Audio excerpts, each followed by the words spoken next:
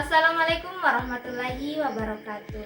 Halo Sobat Peternakan, perkenalkan nama saya Dewi Sinta dengan NIM 23011223 dari Program Studi Peternakan Fakultas Pertanian Universitas Muhammadiyah Sriwijaya.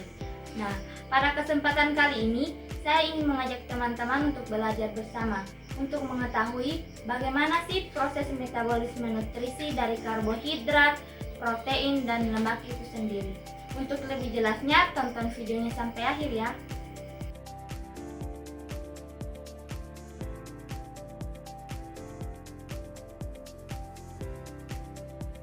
Nah, kali ini saya akan menjelaskan tentang bagaimana proses metabolisme nutrisi karbohidrat, protein, dan lemak. Yang pertama yang akan saya jelaskan yaitu proses metabolisme nutrisi karbohidrat. Sebelum kita lanjut, perlu kita ketahui apa sih itu karbohidrat. Karbohidrat adalah sumber energi yang dibutuhkan oleh sel-sel tubuh. Nah, kemudian karbohidrat dari makanan dipecah menjadi glukosa. Sedangkan glukosa itu sendiri adalah gula sederhana atau yang biasa disebut dengan monosakarida yang merupakan sumber energi utama yang diperlukan oleh sel-sel tubuh dan otak. Kemudian glukosa mengalami glikolisis, di mana glikolisis itu sendiri adalah proses pemecahan glukosa. Hasil dari glikolisis ini menghasilkan pirufat. Perlu kita ketahui, apa sih itu pirufat? Pirufat adalah molekul kunci dalam metabolisme tubuh. Nah, selanjutnya yang kedua yang akan saya jelaskan yaitu proses metabolisme nutrisi protein. Sebelum kita lanjut, perlu kita ketahui juga apa sih itu protein. Protein itu sendiri merupakan nutrisi penting yang dibutuhkan oleh tubuh untuk membentuk dan memperbaiki jaringan tubuh. Nah, di mana protein dipecah menjadi asam amino.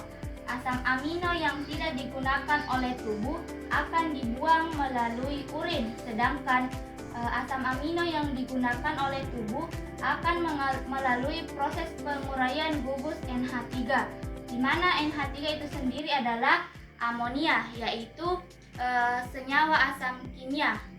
Kemudian setelah melalui proses dari asam amino ini sehingga dihasilkan rangka karbon.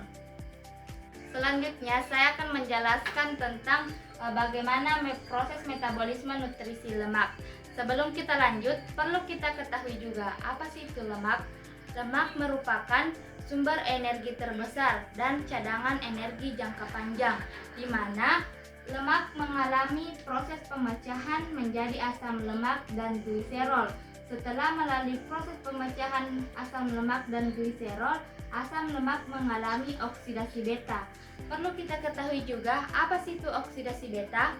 Oksidasi beta adalah proses katabolik kunci dalam metabolisme tubuh, di mana asam lemak dipecah menjadi mitokondria. Setelah melalui proses pemecahan oksidasi beta menghasilkan asetil-CoA. Nah, selanjutnya setelah melalui ketiga proses metabolisme nutrisi karbohidrat, protein, lemak, yaitu lanjut ke proses asetil-CoA. Perlu kita ketahui, asetil-CoA adalah titik pertemuan antara ketiga metabolisme nutrisi karbohidrat, protein, dan lemak itu sendiri. Setelah melalui proses ini, masuk ke dalam proses siklus Krebs dan fosforilasi oksidatif. Perlu kita ketahui, siklus Krebs dan fosforilasi oksidatif itu merupakan jalur akhir dalam pembentukan energi. Setelah melalui proses ini sehingga terbentuklah energi. Perlu kita ketahui apa sih itu energi? Energi adalah kemampuan untuk melakukan usaha atau aktivitas dalam sehari-hari. Baik, itulah yang sempat saya sampaikan.